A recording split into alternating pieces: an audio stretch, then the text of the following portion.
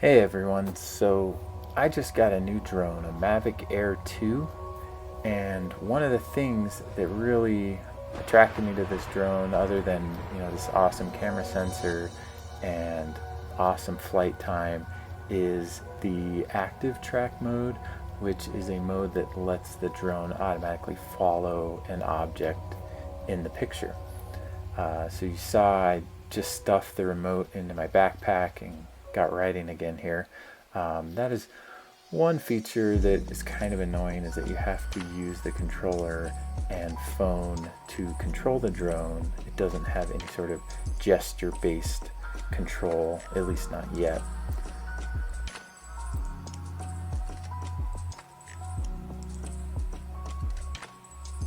So you can see here, I kind of go behind the trees and it's still able to follow me if I go out of the picture briefly. One of the mistakes I made early on before this video started is that I had the drone following me at too low of an altitude, and it would just lose me behind bushes too much. So I found bringing it up here to about 10 meters was a good sweet spot that had me high enough that it could follow me through the bushes, but still low enough that it wasn't in those upper branches of the trees. You can see how well it navigates around these trees. It can fly very close, and this is just using the automated avoidance system. The DJI has a great system in there.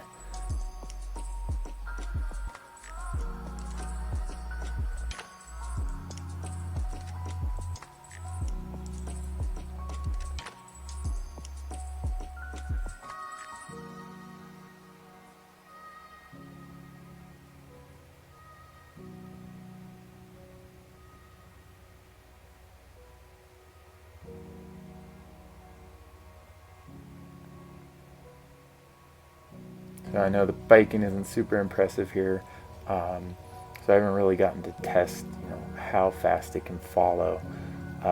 We're probably going between 5 and 10 miles an hour down this trail.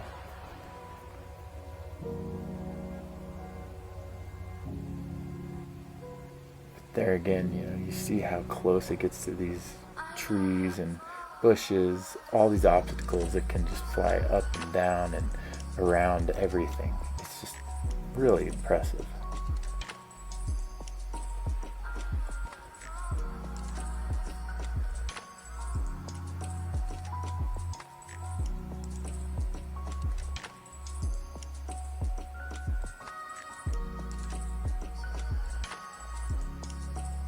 So another feature I found useful is the drone, or the app, will beep at you when the drone is about to collide with an object, and that beeping gets faster as it gets closer to the object. So I'm wearing headphones and I can hear that beeping, and so it gives me the awareness of when the drone is about to collide with an object.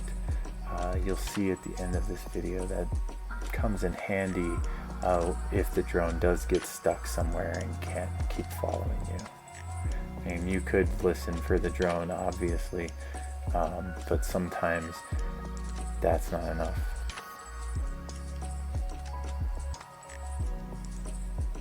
You can see the trees are getting more dense here.